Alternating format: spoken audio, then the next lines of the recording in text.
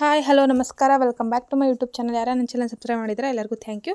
So ನಾನು already ತಮ್ಮನೇನಲ್ಲಿ ನೋಡಿರ್ಬೋದು, ನಾನು ವೆರೈಟಿ ಫುಡ್ಗಳನ್ನು ಒಂದು ಪ್ಲೇಟಲ್ಲಿ ಇಟ್ಟಿದ್ದೀನಿ. ಬಟ್ ಏನು ಮಾಡ್ತಿರ್ಬೋದು ಅಂತ ಇವಾಗ ಹೇಳ್ತೀನಿ. ಸೊ ಇವಾಗ ಒಂದು ಪಾತ್ರೆಗೆ ನೀರು ಹಾಕೊಂಡ್ಬಿಟ್ಟು ಸ್ವಲ್ಪ ಉಪ್ಪು ಹಾಕ್ಕೊಂಡು ನೀರೇ ಕುದಿಲಿಕ್ಕೆ ಇಡ್ತಿದ್ದೀನಿ. ಸೊ ನಿಮಗೆ ಆಲ್ರೆಡಿ ಡೌಟ್ ಬಂದಿರ್ಬೋದು, ನಾನು ಇವಾಗ ರಾಗಿ ರೊಟ್ಟಿ ಮಾಡ್ತಿದ್ದೀನಿ. ಸೊ ನೀರು ಕುದಿ ಬಂದಮೇಲೆ ಅದಕ್ಕೆ ರಾಗಿ ಹಿಟ್ಟು ಹಾಕ್ಕೊಳ್ತಿದ್ದೀನಿ. ನಾನಿಲ್ಲಿ ಒಂದು ಕೆ ಜಿಯಷ್ಟು ಹಿಟ್ಟು ತೊಗೊಂಡಿದ್ದೀನಿ, ಬಟ್ ಕಡಿಮೆ ತೊಗೊಳ್ಳಿ. ಇದು ನಾವು ಹಿಟ್ಟನ್ನ ನಾದ್ಕೊಳ್ಳುವಾಗ ತುಂಬ ಜಾಸ್ತಿ ಕ್ವಾಂಟಿಟಿ ಆಗ್ತಾ ಹೋಗುತ್ತೆ.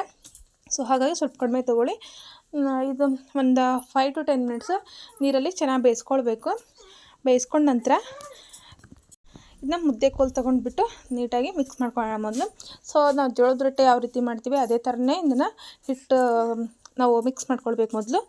ನೋಡ್ತಿರ್ಬೋದು, ತುಂಬ ಚೆನ್ನಾಗುತ್ತೆ. ನಾವು ಅಕ್ಕಿ ರೊಟ್ಟಿ ಮಾಡ್ತೀವಲ್ವ, ಸೊ ಆ ರೀತಿನೇ ಮಾಡ್ಬೋದು. ಜೋಳದ ರೊಟ್ಟಿ ಮಾಡ್ತೀವಲ್ವ, ಸೊ ಆ ರೀತಿನೇ ಮಾಡ್ಬೋದು. ಬಟ್ ನಾನಿಲ್ಲಿ ಜೋಳದ ರೊಟ್ಟಿ ಯಾವ ರೀತಿ ಮಾಡ್ತಾರೆ ಅದು ಹೇಗೆ ಮಾಡಬೇಕು ಅನ್ನೋ ನಾನು ಈ ಥರ ತೋರಿಸ್ತೀನಿ.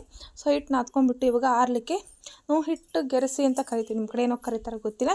ಸೊ ಅದರಲ್ಲಿ ಹಾಕ್ಕೊಂಡು ಒಂದು 5 ಮಿನಿಟ್ಸ್ ಆರಲಿ ಏನು ಬಿಸಿ ಇರುತ್ತಲ್ಲ, ಸೊ ಆರಲಿ ಏನೋ ಕಾರಣಕ್ಕೆ ಹಾಕ್ಕೊಂಡಿದ್ದೀನಿ. ಅದ್ರ ಮೇಲೆ ಸ್ವಲ್ಪ ನಾವು ಹಸಿ ಹಿಟ್ಟನ್ನು ಅಂದರೆ ರಾಗಿ ಹಿಟ್ಟು ಹಸಿ ಹಿಟ್ಟನ್ನು ಹಾಕ್ಕೊಂಡು ಇದನ್ನ ಮೊದಲು ನೀರು ಹಚ್ಚಿದ್ದೀನಿ, ಮೊದಲು ನಾದ್ಕೊಳ್ಳೋಣ. ಸೊ ಬಿಸಿ ಹಿಟ್ಟಿರುತ್ತಲ್ವ, ಸೊ ಹಾಗೆ ಈಸಿಯಾಗಿ ನಾದ್ಕೊಳ್ಬೋದು ಸ್ವಲ್ಪ. ಸೊ ಈ ಥರ ನಾದ್ಕೊಂಡ್ಬಿಟ್ಟು ಇವಾಗ ಸ್ವಲ್ಪ ನೀರು ಹಾಕ್ಕೊಂಡು ಇದು ನೀಟಾಗಿ ನಮಗೆ ಯಾವ ಹದಕ್ಕೆ ಬೇಕು ಅಂದರೆ ಎಷ್ಟು ಮೆತ್ತಗೆ ಬೇಕೋ ಆ ಹದಕ್ಕೆ ನಾದ್ಕೊಳ್ಬೇಕು. ನಾನು ತೋರಿಸ್ತಿದ್ದೀನಿ ನೋಡಿ ಯಾವ ಥರ. ನನಗೆ ಇಷ್ಟು ಹದಕ್ಕಾದರೆ ಸಾಕು. ಸೊ ನೋಡ್ತಿರ್ಬೋದು, ಇಷ್ಟು ಮೆತ್ತಿಗೆ ನಾನು ನಾದಿಟ್ಕೊಂಡಿದ್ದೀನಿ. ಸೊ ನೀರು ಹಾಕ್ಕೊಳ್ತಾ ಜಾಸ್ತಿ ನಾದಲೇಬೇಕು ಇದನ್ನು. ಸೊ ನಾದ್ಕೊಂಡ ನಂತರ ನೋಡಿ ಈ ಥರ ನಾನು ಮತ್ತೆ ನೀರು ಹಚ್ಕೊಂಡು ಈ ಥರ ನಾದಿಟ್ಕೊಂಡಿದ್ದೀನಿ. ಇವಾಗ ಸಣ್ಣ ಸಣ್ಣದಾಗಿರೋ ಉಳ್ಳೆಗಳು ತೆಗೆದಿಟ್ಕೊಳ್ತಿದ್ದೀನಿ. ನಾನು ಒಂದೆರಡು ಅಷ್ಟೇ ಮಾಡಿ ತೋರಿಸ್ತೀನಿ. ನೋಡ್ತಿರ್ಬೋದು, ಈ ಥರ ಚಿಕ್ಕದಾಗಿ ಉಳ್ಳೆಗಳು ಮಾಡಿಟ್ಕೊಳ್ಬೇಕು. ನಾನು ಎಷ್ಟು ಮಾಡಿಟ್ಕೊಂಡು ಸುಮಾರು ಒಂದು 150 ಅಂತೂ ರೊಟ್ಟಿ ಮಾಡಿದ್ದೀನಿ ಇವತ್ತು, ರಾಗಿ ರೊಟ್ಟಿನ. ನೋಡ್ತಿರ್ಬೋದು, ಇಲ್ಲಿ ಒಂದು 40 to 50 ಅಂತೂ ಇದೆ. ಸೊ ಇವಾಗ ಯಾವ ಥರ ಉತ್ತಬೇಕು ಅಂತ ನಾನು ಮೊದಲು ತೋರಿಸ್ತೀನಿ, ಆಮೇಲೆ ಬೇಯಿಸ್ಕೊಳ್ಳೋದು ಹೇಗೆ ಅಂತ ತೋರಿಸ್ತೀನಿ. ಸೊ ಇವಾಗ ಹಿಟ್ಟಿಗೆ ಇಲ್ಲಿ ರಾಗಿ ಹಿಟ್ಟಾದರೂ ಯೂಸ್ ಮಾಡ್ಬೋದು, ಜೋಳದ ಹಿಟ್ಟಾದರೂ ಯೂಸ್ ಮಾಡ್ಬೋದು. ನಾನು ರಾಗಿ ಹಿಟ್ಟು ಫುಲ್ಲು ನಾನು ಇದಕ್ಕೆ ಹಾಕ್ಕೊಂಡಿದ್ದಲ್ವ, ಸೊ ಹಾಗಾಗಿ ಜೋಳದ ಹಿಟ್ಟು ಎತ್ಕೊಳಕ್ಕೆ ತೊಗೊಂಡಿದ್ದೀನಿ. ಸೊ ಈ ಥರ ಉತ್ಕೊಳ್ತಾ ಹೋಗಬೇಕು. ಸೊ ಯಾವುದೇ ರೀತಿ ಹರಿಯಲ್ಲ, ಆರಾಮಾಗಿ ಉತ್ಕೊಳ್ಬೋದು, ಎಲ್ಲಿ ಬ್ರೇಕ್ ಆಗೋಲ್ಲ ಇದು. ನಾನು ಇಲ್ಲಿ ಒಂದು ಕೈಯಲ್ಲಿ ಫೋನ್ ಹಿಡ್ಕೊಂಡು ವಿಡಿಯೋ ಮಾಡ್ತಿರೋದ್ರಿಂದ ಸೊ ಒಂದು ಕೈಯಲ್ಲೇ ಉತ್ಕೊಳ್ತಿದ್ದೀನಿ. ಸೊ ಒಂದು ಕೈಯಲ್ಲೇ ಉತ್ಕೊಳ್ಳೋಕೆ ಈಸಿ ಆಗುತ್ತೆ ಅಂದರೆ ನೀವು ಅರ್ಥ ಮಾಡ್ಕೊಳ್ಳಿ, ಆರಾಮಾಗಿ ಉತ್ಕೊಳ್ಬೋದು. ಸೊ ನೋಡ್ತಿರ್ಬೋದು, ಇಷ್ಟು ಉತ್ಕೊಂಡು ಮತ್ತೆ ಹಿಟ್ಟು ಹಚ್ಕೊಳ್ಬೇಕು. ಸ್ವಲ್ಪ ನಮಗೆ ಎಲ್ಲಿ ಅದು ಉತ್ಕೊಳ್ಳೋಕ್ಕೆ ಬರೋಲ್ಲ, ಸೊ ಆವಾಗ ಮತ್ತೆ ಹಿಟ್ಟು ಹಚ್ಕೊಂಡು ಉತ್ಕೊಂಡ್ರೆ ಸಾಕು. ನೋಡ್ತಿರ್ಬೋದು, ಎಷ್ಟು ದೊಡ್ಡದಾಗಿ ಉತ್ತೀನಿ ಅಂತಲೂ ನಾನು ತೋರಿಸ್ತೀನಿ ನಿಮಗೆ. ಇಲ್ಲಿ ಒಂದು ಕೈ ವಿಡಿಯೋ ಮಾಡ್ಕೊಳ್ತಿರೋದ್ರಿಂದ ಸೊ ನಾನು ಈ ಥರ ಒಂದು ಕೈಯಲ್ಲಿ ಮಾತ್ರ ಉತ್ಕೊಳ್ತಿದ್ದೀನಿ. 2 ಕೈಯಲ್ಲಿ ಆಗಿಬಿಟ್ರೆ ಇನ್ನೂ ಇಷ್ಟೊತ್ತಲೇ ರೊಟ್ಟಿ ಉದ್ದೋದು ಆಗಿಬಿಡುತ್ತೆ. ಸೊ ಅಷ್ಟು ಫಾಸ್ಟಾಗಿ ಉತ್ಕೊಳ್ಬೋದು. ನೋಡಿ, ನಾನು ಒಂದು ಕೈಯಲ್ಲಿಟ್ಟರೆ ಸುತ್ತಲೂ ಆಗ ಗೊತ್ತಾಗುತ್ತಲ್ವ, ಸೊ ಅಷ್ಟು ದೊಡ್ಡದಾಗಿ ಅಂದರೆ ರೊಟ್ಟಿ ಹಂಚಿರುತ್ತಲ್ವ, ಇಲ್ಲ ದೋಸೆ ಹಂಚಿರುತ್ತಲ್ವ, ಸೊ ಅಷ್ಟು ದೊಡ್ಡದಾಗಿ ಬಂದಿದೆ ಅದು. ಸೊ ಈಗ ಮತ್ತೊಂದು ರೊಟ್ಟಿ ಉದ್ದಿ ತೋರಿಸ್ತೀನಿ ನಾನು. ಸೊ ಮೊದಲಿಗೆ ಈ ಥರ ಹಿಟ್ಟು ಹಚ್ಕೊಂಡ್ಬಿಟ್ಟು ನಾವು ರೊಟ್ಟಿ ಉತ್ತಾ ಹೋಗಬೇಕು. ದಯವಿಟ್ಟು ನನ್ನ ಚಾನಲ್ನ ಯಾರು ನೋಡ್ತಿದ್ದೀರಾ ಪ್ಲೀಸ್ ಸಬ್ಸ್ಕ್ರೈಬ್ ಮಾಡಿ, ಲೈಕ್ ಮಾಡಿ, ಶೇರ್ ಮಾಡಿ, ಕಮೆಂಟ್ ಮಾಡಿ. ನಾನು ಹೊಸ ರೆಸಿಪಿಗಳನ್ನು ಹಾಕ್ಲಿಕ್ಕೆ ಟ್ರೈ ಮಾಡ್ತೀನಿ. ಸೊ ಇದ್ರ ಜೊತೆ ನಾನು ನಾನಾ ಥರ ಪಲ್ಯಗಳೆಲ್ಲ ಇಟ್ಟಿದ್ನಲ್ವ, ಸೊ ಅದನ್ನು ಕೂಡ ಮಾಡೋದು ಹೇಗೆ ಅಂತ ನೆಕ್ಸ್ಟ್ ವೀಡಿಯೋದಲ್ಲಿ ಅಪ್ಲೋಡ್ ಮಾಡ್ತೀನಿ. ನೋಡ್ತಿರ್ಬೋದು, ಈಗ ಇಷ್ಟು ಉತ್ಕೊಂಡು ಇವು ಮತ್ತೆ ಹಿಟ್ಟು ಹಚ್ಕೊಂಡು ಇದನ್ನ ಉತ್ಕೊಳ್ಳೋಣ.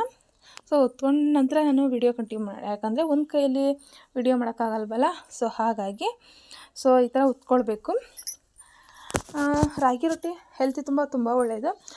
ದೋಸೆ ಮಾಡ್ಬೋದು, ನಾನು ದೋಸೆ ಕೂಡ ಮಾಡೋದು ತೋರಿಸಿದ್ದೀನಿ, ಹಾಗೆ ಪೂರಿ ಮಾಡೋದು ಕೂಡ ತೋರಿಸಿದ್ದೀನಿ. ಅಂದರೆ ರಾಗಿ ಹಿಟ್ಟಲ್ಲಿ ಯಾವ್ಯಾವ ಥರ ಅಡುಗೆ ಮಾಡ್ಬೋದು ಅಂತ. ಸೊ ಆ ರೆಸಿಪಿಗಳನ್ನ ನೋಡ್ಕೊಂಡು ಬನ್ನಿ. ಇವಾಗ ಈ ಥರ ರೊಟ್ಟಿ ಉತ್ಕೊಳ್ಬೇಕು. ಸೊ ಒಂದು ಕೈಯಲ್ಲಿ ಆಗ್ತಿರೋದ್ರಿಂದ ಈ ಥರ ಆಗ್ತಿದೆ ಅಂದ್ಬಿಟ್ರೆ, ಇಷ್ಟೊತ್ತಲೇ ನಾನು 2 ಕೈಯಲ್ಲಿ ಆಗಿಬಿಟ್ರೆ 1 ನಿಮಿಷದಲ್ಲಿ ಅಥವಾ ಒಂದು 30 ಸೆಕೆಂಡ್ ಆರಾಮಾಗಿ ಉತ್ಕೊಳ್ಬೋದು ಒಂದು ರೊಟ್ಟಿನ. ಸೊ ನೆಕ್ಸ್ಟ್ ನಾನು ಯಾವ ರೀತಿ ಇದನ್ನು ಬೇಯಿಸ್ಕೊಳ್ಬೇಕು ಅಂತ ತೋರಿಸ್ತೀನಿ. ಮೊದಲಿಗೆ ಕಾದಿರೋ ಹೆಂಚಿಗೆ ನಾನು ರೊಟ್ಟಿ ಹಾಕ್ಕೊಳ್ಳೋಣ. ಇದನ್ನು ನಾನು ರೊಟ್ಟಿ ಆಲ್ರೆಡಿ ಹಂಚಿ ಇಟ್ಕೊಂಡಿದ್ದೀನಿ, ಒಂದು ರೊಟ್ಟಿ ಇಟ್ಕೊಂಡಿದ್ದೀನಿ ನಾನು. ಸೊ ಹಂಚಿಗೆ ಈ ಥರ ಹಾಕ್ಕೊಂಡ್ಬಿಟ್ಟು ಇವಾಗ ಇದ್ರ ಮೇಲೆ ಒದ್ದೆ ಬಟ್ಟೆ ಮಾಡಿಕೊಂಡು ನೀರು ಹಚ್ಕೊಳ್ಬೇಕು. ನೋಡ್ತಿರ್ಬೋದು, ಈ ಥರ ನೀರು ಹಚ್ಕೊಳ್ಬೇಕು. ಇದು ಬೆಂದ ಮೇಲೆ ಒಂದು ಆರಿದ ಮೇಲೆ ಬಿಸಿ ರೊಟ್ಟಿನ ತಿನ್ನಬೇಕು. ಆರಿದ ಮೇಲೆ ಏನಾಗ್ಬಿಡುತ್ತೆ, ಬೆಂದಿಲ್ ಮೇಲೆ ಹಸಿ ಹಿಟ್ಟು ಥರ ಕಾಣುತ್ತೆ. ಹಾಗಾಗಿ ಬಿಸಿ ಇದ್ದಾಗಲೇ ತಿಂದರೆ ತುಂಬ ಚೆನ್ನಾಗಿರುತ್ತೆ. ಸೊ ಇದು ಸ್ವಲ್ಪ ಡ್ರೈ ಆದಮೇಲೆ ಗೊತ್ತಾಗುತ್ತೆ ಕೈಯಲ್ಲಿ ಮುಟ್ಟಿದರೆ. ಸೊ ಮತ್ತು ಮತ್ತೆ ಒಂದು ಮುಖ ತಿರುಗ್ತೀವಲ್ವ, ಸೊ ಆವಾಗ ಮತ್ತೆ ನೀರನ್ನು ಹಚ್ಕೊಳ್ಬೇಕು.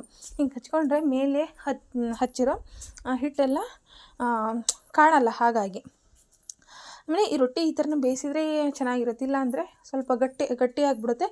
ಸೊ ಇಲ್ಲಿ ಈ ಥರ ಮಾಡಿದರೆ ಯಾವುದೇ ಕಾರಣಕ್ಕೂ ಗಟ್ಟಿ ಆಗೋಲ್ಲ. ನೀವು ನೋಡ್ಬೋದು, ನಾನು ಬೇಯಿಸಿ ತೋರಿಸ್ತೀನಿ ಒಮ್ಮೆ. ಈ ಥರ ನೋಡಿ, ಎರಡು ಕಡೆ ನೀಟಾಗಿ ಬೇಯಿಸ್ಕೊಂಡು ಈಗ ಒಂದು ಬಟ್ಟೆ ತೊಗೊಂಡು ಈ ಥರ ಒತ್ಕೊಳ್ಬೇಕು ರೊಟ್ಟಿನ. ಅಂದರೆ ನೀಟಾಗಿ ಎಲ್ಲ ಕಡೆ ನೀಟಾಗಿ ಬೇಯುತ್ತೆ ಒತ್ತೋದ್ರಿಂದ. ಎಡ್ಜೆಲ್ಲ ನೀಟಾಗಿ ಬೇಯುತ್ತೆ, ಇಲ್ಲಾಂದರೆ ಮಿಡಲ್ ಮಾತ್ರ ಬೇಯುತ್ತೆ. ಆ ಕಾರಣಕ್ಕೆ ಎಡ್ಜೆಲ್ಲ ನೀಟಾಗಿ ಬೇಯಬೇಕು ಅಂದರೆ ಸೊ ಈ ಥರ ಬಟ್ಟೆ ತೊಗೊಂಡು ಒತ್ಕೊಳ್ಬೇಕು. ನೋಡಿ ಈ ಥರ ರೆಡಿಯಾಗಿದೆ. ಇವಾಗ ನಾನು ನೋಡ್ತಿರ್ಬೋದು ಎಷ್ಟು ರೊಟ್ಟಿ ಮಾಡಿಟ್ಕೊಂಡಿದ್ದೀನಿ ಅಂತ. ಆವಾಗಲೇ ಜಾಸ್ತಿ ರೊಟ್ಟಿ ಮಾಡಿಟ್ಕೊಂಡಿದ್ದೀನಿ. ಸೊ ಇವಾಗ ಮತ್ತೊಂದು ರೊಟ್ಟಿ ಇಲ್ಲಿ ಹಾಕ್ಕೊಂಡಿದ್ದೀನಿ ನಾನು. ಸೊ ಮತ್ತೊಂದು ರೊಟ್ಟಿ ಹಾಕ್ಕೊಂಡ್ಬಿಟ್ಟು ಈ ಥರ ಬೇಯಿಸ್ಕೊಂಡ್ರೆ ಕಂಪ್ಲೀಟಾಗಿ ಈ ರಾಗಿ ರೊಟ್ಟಿ ರೆಡಿ ಆಗುತ್ತೆ. ಸೊ ಇದಕ್ಕೆ ನಾವು ಕರಂಡಿ ಅಂತ ಮಾಡ್ತೀವಿ ನಮ್ಮ ಕಡೆ, ಅಂದರೆ ಕೆಂಪು ಚಟ್ನಿ ಅಂದರೆ ನಾನಾ ಥರ ಇದೆ. ಅದರಲ್ಲಿ ನಾನು ಕರಂಡಿ ಹಾಗೆ ಬೇಳೆ ಹಾಕಿಬಿಟ್ಟು ಸಬ್ಬಸಿಗೆ ಸೊಪ್ಪಿನ ಪಲ್ಯ ಮಾಡಿದ್ದೀನಿ, ಹಾಗೆ ಮೂಲಂಗಿ ಪಚ್ಚಡಿ ಮಾಡಿದ್ದೀನಿ. ಸಖತ್ ಕಾಂಬಿನೇಷನ್ ಆಗಿತ್ತು.